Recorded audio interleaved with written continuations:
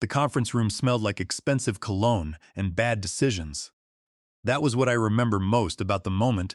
Clarence Calloway looked me dead in the eye and said, "Effective immediately, we are terminating your position as Vice President of Engineering." I am Gary Vance, 54 years old, and I had just been fired in a room full of people who could not spell firmware if you spotted them the first 6 letters. Nobody moved. 14 executives sitting around a mahogany table, and you could hear the clock ticking on the wall.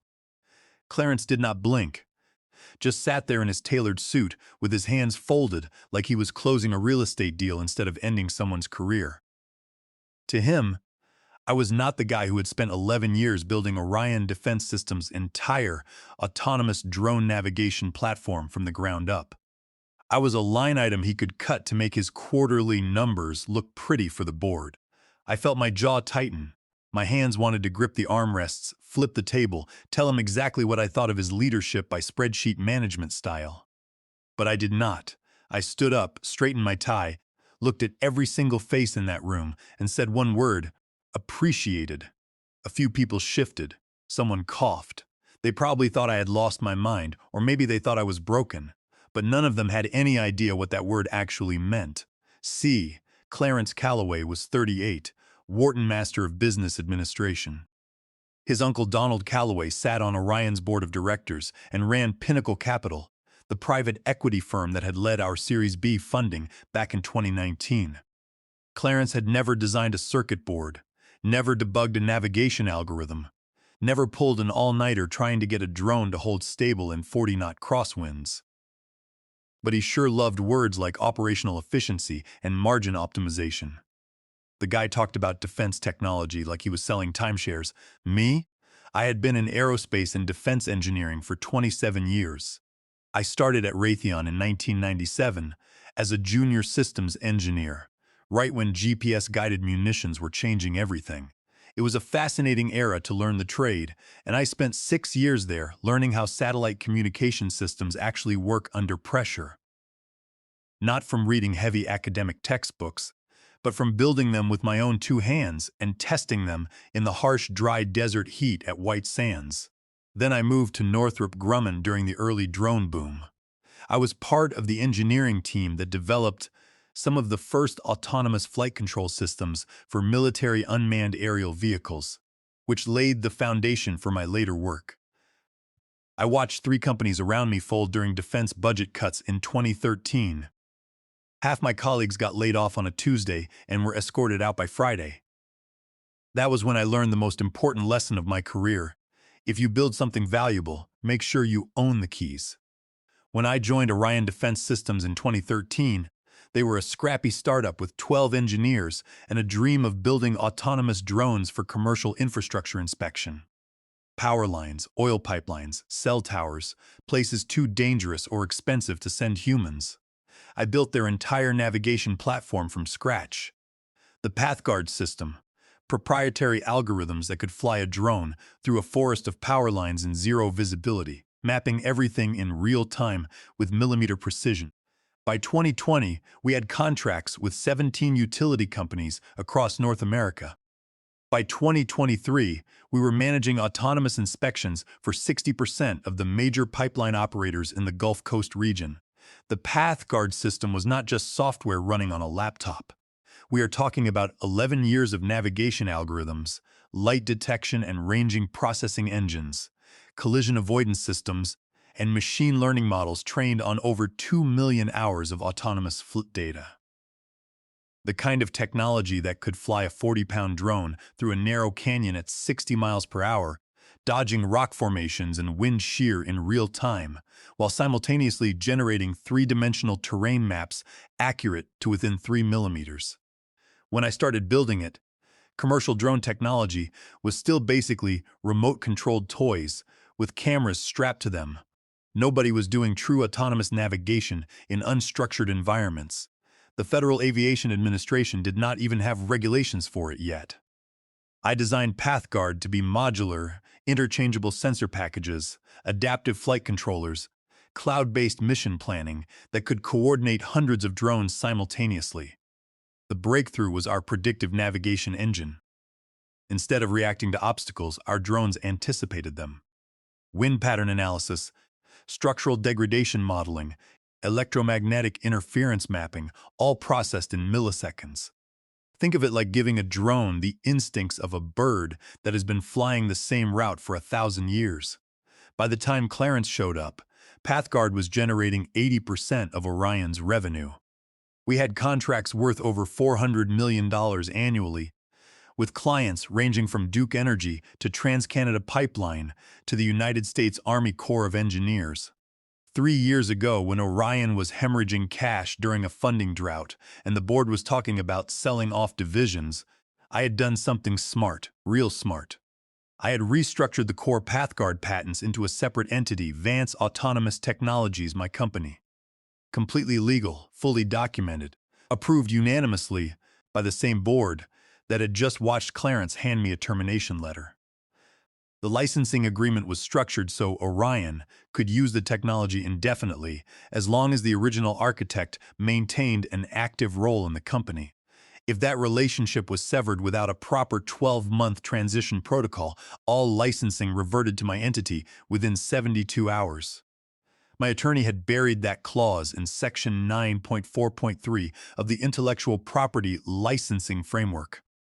Every board member had signed it, including Clarence's uncle, Donald Calloway. Clarence had joined the company 14 months before my termination. Uncle Donald's firm had led a recapitalization round, and suddenly Clarence was appointed Chief Operating Officer with a mandate to streamline operations and accelerate profitability. Translation: cut costs, boost margins, make the numbers look good for a potential initial public offering. He had never managed engineers before. His last job was running a logistics company that moved furniture. But he spoke fluent corporate jargon, return on invested capital, earnings before interest, taxes, depreciation, and amortization margins, headcount rationalization. The board ate it up because he was telling them what they wanted to hear. 6 months in, Clarence started cutting my engineering budget, canceled our advanced sensor research and development program, laid off 8 experienced drone engineers, and replaced them with contractors billing at half the rate. He told the board that engineering was overstaffed relative to revenue generation. I argued, got shut down, argued again, got labeled resistant to organizational change. It is the story of every engineer who has ever worked under someone who does not understand what they are managing. Under Delaware corporate law, officers owe a strict duty of loyalty, care, and good faith to the company and its shareholders. I warned Clarence that his drastic cuts to safety-critical engineering programs were a breach of fiduciary duty, as they compromised our ability to fulfill existing government contracts safely and exposed the firm to massive liability. He laughed it off, calling my warning a theatrical attempt to protect my empire. But I kept detailed records of every warning, every memo, and every budget rejection. When the board approved my patent restructuring back in 2021, they did so because I agreed not to sue them for earlier contract discrepancies. They thought they were getting a deal. They did not realize that the intellectual property agreement was a legal shield protecting my team's hard work from corporate raiders. After that conference room execution, I sat in my truck in the parking lot for 20 minutes. Engine off, windows down, October air cooling my face. My phone started vibrating like a slot machine paying out. Owen Rivera, my lead navigation engineer, texted first. "Boss, what the hell? Security just locked your office. Are they serious?" Owen was 31. California Institute of Technology, Doctor of Philosophy in Robotics. The best autonomous systems engineer I had ever collaborated with in my career. I had recruited him straight out of his doctoral program and spent 4 years teaching him things no university covers. How to make algorithms work in the real world where wind does not follow equations and satellite signals bounce off canyon walls. Then came Diana Okafor from operations. "Gary, this is madness. Half the team is in shock. Nobody knows what is happening with the Chevron deployment next week." Diana had been our director of operations for 6 years. Former Air Force, 2 tours managing drone operations in Afghanistan. She understood better than anyone how critical our technology was to the companies depending on it. My older brother Paul Vance called from his ranch in Wyoming. "Jimmy, what happened?" "I just got a call from your wife." Paul was 58, retired Army colonel, now running a small defense consulting firm. He had spent 30 years in military intelligence and had seen more corporate backstabbing than most people see in movies. This does not pass the smell test, brother. Something is off. The thing that ate at me was not losing my job. I had survived layoffs before. It was the texts from my team. These were brilliant engineers, people who had trusted me, followed my lead, built something extraordinary together, and now they were scared. Owen was not just an employee to me. He was the future of autonomous navigation, carrying forward everything I had learned over 3 decades. Watching him panic felt like watching my own son get blindsided by something he did not deserve. I drove home to my wife Rachel Vance, feeling the weight of the afternoon pressing down on me. We had been married 26 years, met when I was doing contract work for Lockheed Martin, and she was finishing her law degree at Georgetown. She was my rock, having watched me navigate 4 career transitions, seen me lose positions, and rebuild from scratch each time. She handed me a bourbon and said what she always says. They just handed you the best opportunity you have had in years, Gary. They are just too stupid to know it yet. She was right. But even she did not know how right until 3 days later. Clarence had scheduled a critical demonstration for Thursday, 3 days after my termination. The Department of Energy had a $200 million contract on the table for autonomous pipeline inspection across the entire Gulf Coast region. This was the biggest deal in Orion's history. Representatives from the Department of Energy, Chevron, ExxonMobil, and 3 different defense contractors were flying in to watch PathGuard perform a live autonomous inspection of a simulated pipeline corridor at our testing facility in Galveston. I was not there, obviously, but Owen texted me real-time updates from the control room. At 9 o'clock and 8 minutes in the morning, the demo was starting. Clarence was wearing his power suit, and the Department of Energy people looked serious. Chevron brought their whole executive team. At 9:23 in the morning, the first drone launched, following a pre-programmed route, and it was looking good so far. But at 9:31 in the morning, something went wrong. The navigation system just froze mid-flight, and the drone immediately went into emergency hover mode, drifting slightly in the wind as the telemetry feeds on the monitors stopped updating. Everyone was staring at the screens. At 9:38 in the morning, the second drone would not even initialize. The control interface showed that license authorization was required and instructed them to contact Vance Autonomous Technologies. Clarence went completely pale. By 9:45 in the morning, the Department of Energy representative was asking if Orion actually owned the technology they were demonstrating, and Clarence was stammering. It was brutal. I sat in my home office reading these texts, my bourbon getting warm. The system was doing exactly what I had designed it to do, protecting itself. When I had restructured those patents 3 years earlier, I had built in multiple fail-fails. The core licensing framework required periodic cryptographic authorization from the patent holder, which was Vance Autonomous Technologies. If the lead architect's employment was terminated, without executing the transition protocol outlined in Section 9.4.3, all licensing tokens would expire within 72 hours, and the system would enter protected mode. There was no override and no workaround. The encryption was military grade because that was the exact standard I had established for all my designs. By 10:15 in the morning, it was a complete disaster. All 4 demonstration drones were grounded, and the Chevron team was already leaving. The Department of Energy representative said something about due diligence concerns and walked out. At 10:42 in the morning, Clarence locked himself in his office, and the legal team went into emergency session. Someone from ExxonMobil asked our sales representative if we had been misrepresenting our technology capabilities. The demo failure was just the opening act. What Clarence had not considered was that PathGuard was not sitting idle on servers somewhere. At that exact moment, it was actively managing autonomous drone operations for 23 companies across the country. Duke Energy's high-voltage transmission line inspections in the Carolinas, TransCanada's pipeline monitoring across Alberta, the Army Corps of Engineers levee inspection program along the Mississippi, and 3 offshore oil platform inspection contracts in the Gulf of Mexico. When the licensing expired, those systems did not crash. They did something worse. They grounded every drone and locked every operator console.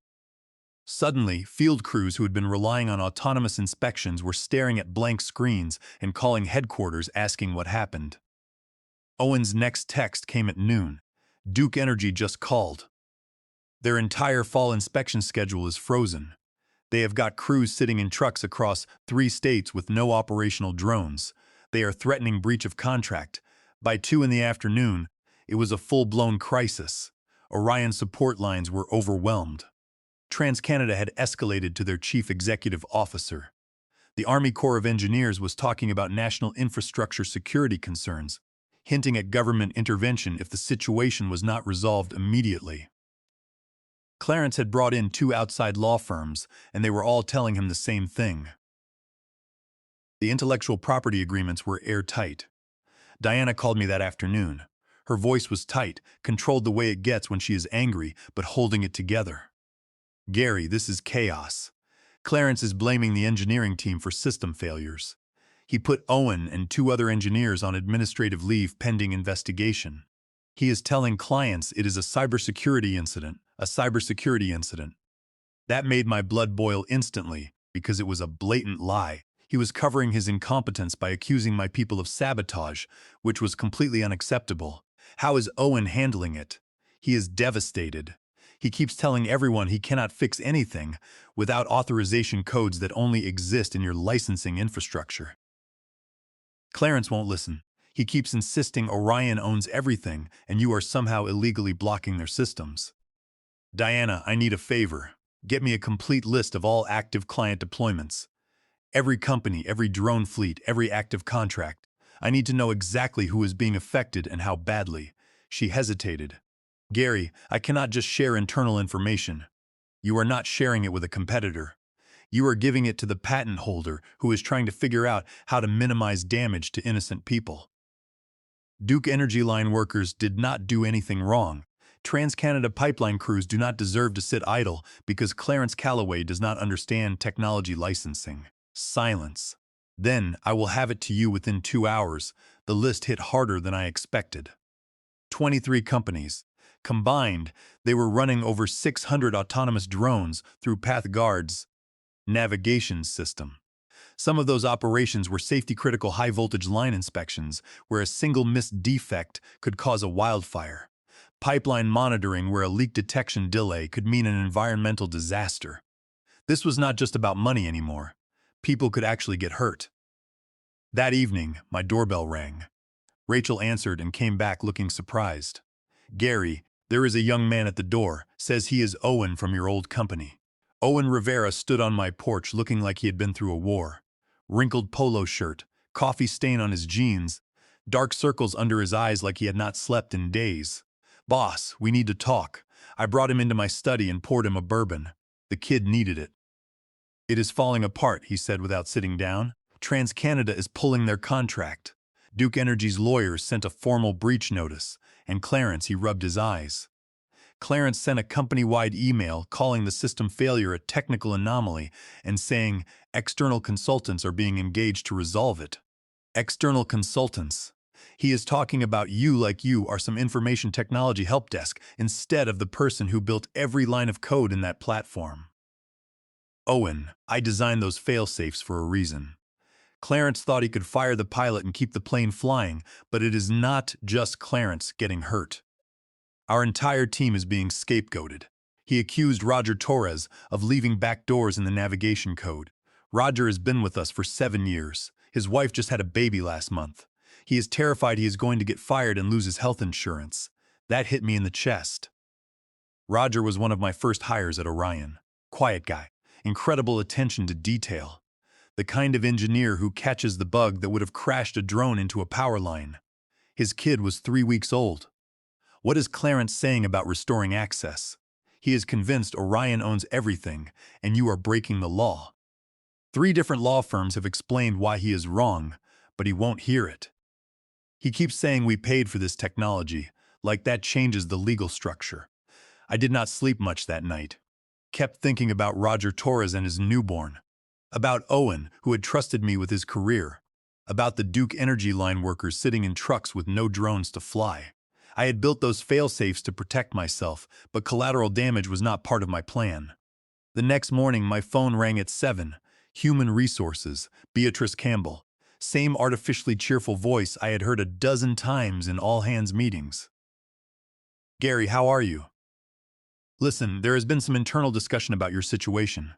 We think we may have moved a bit hastily on the leadership transition. Beatrice, skip the script. You are calling because your clients are threatening lawsuits and your drones are grounded across the country. A long pause.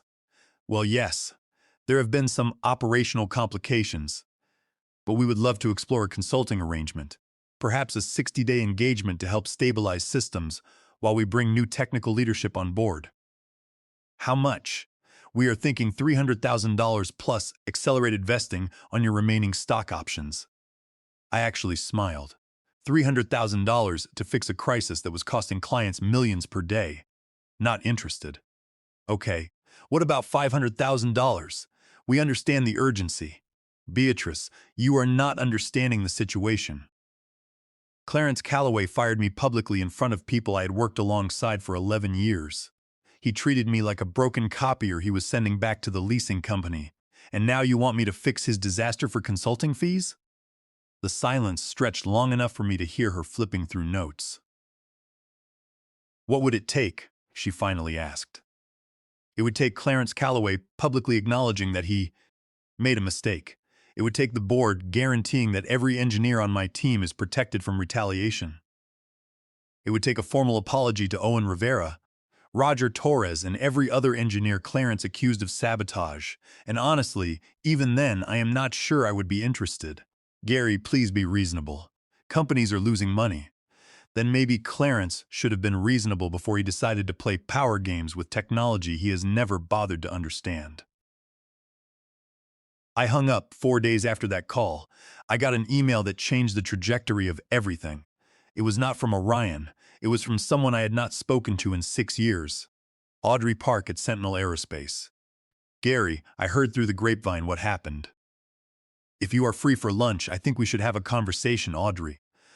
Audrey had worked with me at Orion from 2014 to 2018, back when we were still building the foundational navigation algorithms. She was a brilliant aerospace engineer, Stanford Doctor of Philosophy, and Master of Business Administration from Massachusetts Institute of Technology, Sloan. She understood both the technology and the business better than anyone I had ever met. Clarence had pushed her out during one of his early reorganizations, claiming her department was redundant. The real reason? She told the board in front of Clarence that his cost-cutting strategy would destroy the company's technological advantage. She was right, and he did not forgive her for it. Sentinel Aerospace was Orion's primary competitor in the autonomous drone inspection market. They had been trying to build something comparable to PathGuard for 5 years with moderate success. Their systems worked fine in open terrain, but they could not match our precision in complex environments, dense infrastructure, offshore platforms, and confined spaces. The gap was the predictive navigation engine, and they knew it. We met at a quiet, upscale seafood restaurant in downtown Houston on Wednesday, 10 days after my firing, and the air was cool and crisp. Audrey slid a tablet across the table, showing Orion's stock down 38%. Sentinel wants to acquire your complete patent portfolio under Vance Autonomous Technologies for $750 million, she said, explaining that they valued our work far more than Orion's board ever did. They also offered a 5-year Chief Technology Officer role at $2.8 million annually, with full research and development budget and hiring control. Audrey noted they had been planning this approach since my termination, and the system failures simply accelerated the timeline. I thought about Owen Rivera, Roger Torres, and Diana Okafor stuck in Clarence's chaos. Can I bring my team? I asked. Audrey smiled and agreed, promising competitive offers and signing bonuses. I accepted the terms, knowing it was the right move for everyone involved. I told her I needed a few days to coordinate. That night, Rachel and I discussed the offer on the back porch with 2 glasses of bourbon, discussing the offer under the clear Texas sky. $750 million was generational wealth, and Sentinel had the resources to do things right. The next morning, I called my attorney, Timothy Whitaker. After dissecting every clause for 4 hours, Timothy confirmed the patents were clean and unencumbered. He explained that under Title 35 of the United States Code, Section 271, any unauthorized use of our patented algorithms by Orion, after the licensing expired, constituted direct patent infringement, meaning they had zero legal standing to block the sale. The Chief Technology Officer agreement was also airtight. I called Audrey that afternoon and officially accepted. On Friday, Clarence Calloway came to my house in desperation. "You cannot sell our technology to our rival," he pleaded. "It is not your technology, Clarence," I replied, handing him copies of the patent agreements signed by Donald Calloway. Read Section 9.4.3. Your own board approved this, but forgot to tell you. Clarence went pale, stammering that it would destroy the company and 300 families. I told him he must offer 18 months of severance to those who leave and give me a list of engineers who want to transition to Sentinel. "You are gutting my company," he said. "No, you gutted it when you valued spreadsheets over engineering expertise," I replied. He left without another word, his shoulders slumped in defeat. The next Tuesday, exactly 14 days after my public firing, we signed the final 61-page contract at Sentinel's beautiful Houston headquarters. Vance Autonomous Technologies sold its entire patent portfolio for $750 million, and I officially became their chief technology officer at $2.8 million annually. When the news broke, Orion's stock plummeted 47%, wiping out $1.2 billion in valuation. Clarence Calloway resigned the next morning, and the board scrambled to release statements about strategic repositioning. 3 weeks later, Owen Rivera, Diana Okafor, Roger Torres, and 7 other former Orion engineers officially joined Sentinel. Roger got a 20% raise and premium health insurance covering his newborn from day one. Paul Vance also joined as a security consultant. Our new PathGuard 2 platform launched 4 months ahead of schedule, generating $120 million in first-quarter revenue. We also won the $230 million Department of Energy contract. Within 14 months, Orion filed for bankruptcy. Their assets were liquidated, but most employees found better work with us or other startups. Clarence Calloway ended up doing consulting in Phoenix. People ask if I feel guilty. Honestly, no. Clarence tried to replace 27 years of hands-on engineering with spreadsheets and corporate jargon. The single word I had said in that conference room appreciated was not sarcasm. I was genuine. He gave me the absolute freedom to take my work where it would be respected and build the dream team I always wanted. When young engineers ask for advice, I tell them 3 things. First, protect what you create. Second, always read the contracts, especially the ones other people skip. Third, never let someone who does not understand your work decide what it is worth. Clarence thought I was the redundancy, but I was the primary system. That lesson cost him his job and $750 million. I am 55 now, standing in the lab at Sentinel, watching Owen Rivera test our new PathGuard platform. Rachel and I bought some beautiful land in the hill country outside the peaceful city of Wimberley, where I sit on the porch and think between board meetings. We are set for life financially, but the money was never the real point for us. I wake up every single morning, knowing my work matters, my team is valued, and we are building something truly extraordinary. That is worth more than any severance package. Appreciated. I meant every letter.